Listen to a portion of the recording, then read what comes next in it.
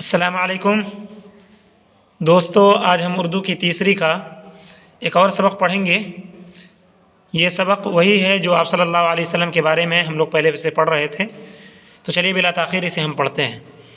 बिस्मिल्लाहिर्रहमानिर्रहीम। बचपन, बचपन कहते हैं चाइल्डहुड को।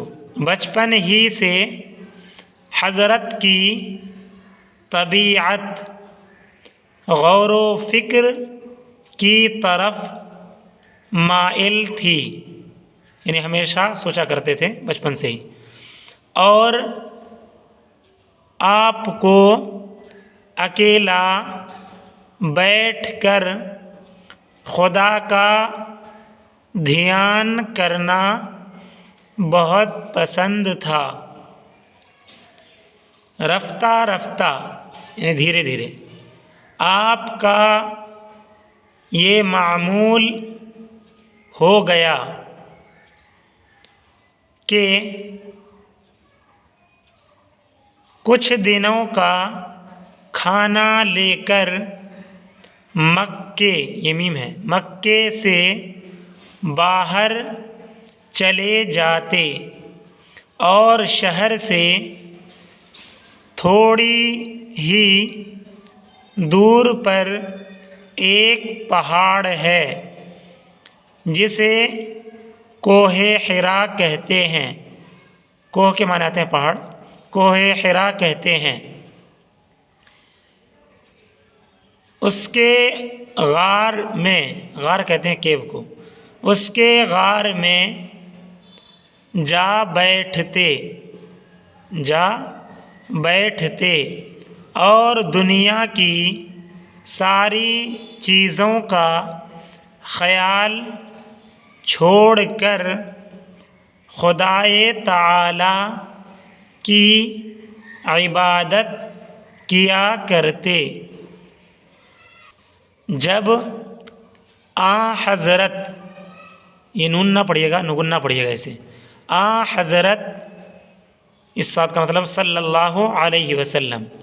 जब हज़रत सल्लल्लाहु अलैहि वसल्लम की उम्र 40 बरस की हो गई तो एक दिन आप अपनी आदत के मुताबिक कोहे हिरा के गार में खुदाए ताला की याद कर रहे थे कि हज़रत जिब्राईल अलैहिस्सलाम आपके पास वही लेकर आए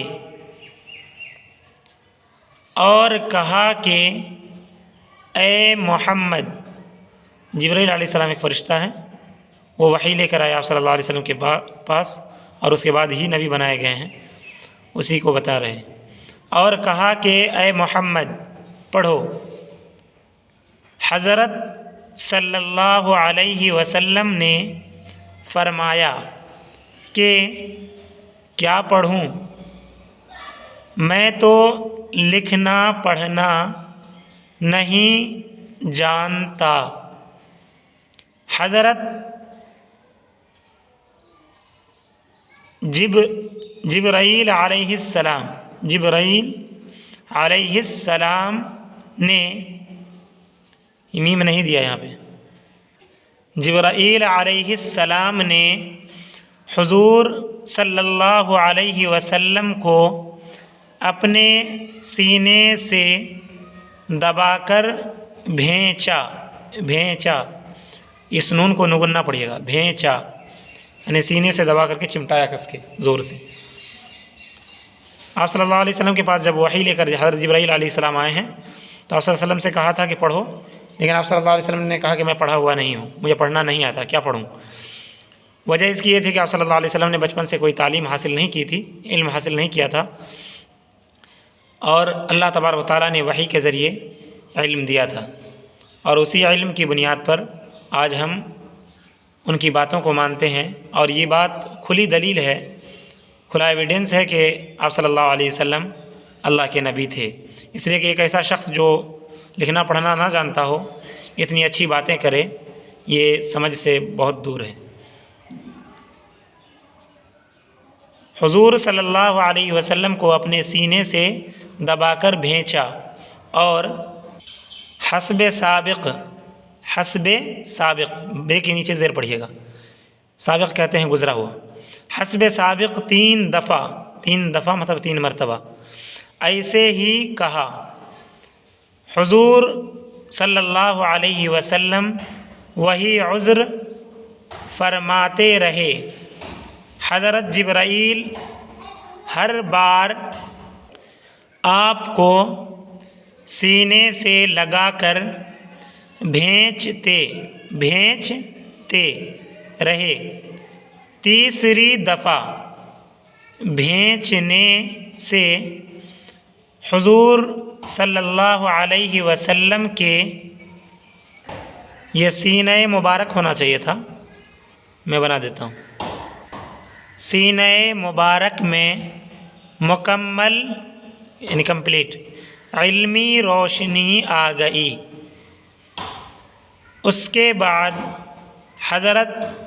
बाद जिब्राईल ने यानी फरिश्ते ने हुजूर को सूरह अलक़ की ये पहली आयतें पढ़ाईं।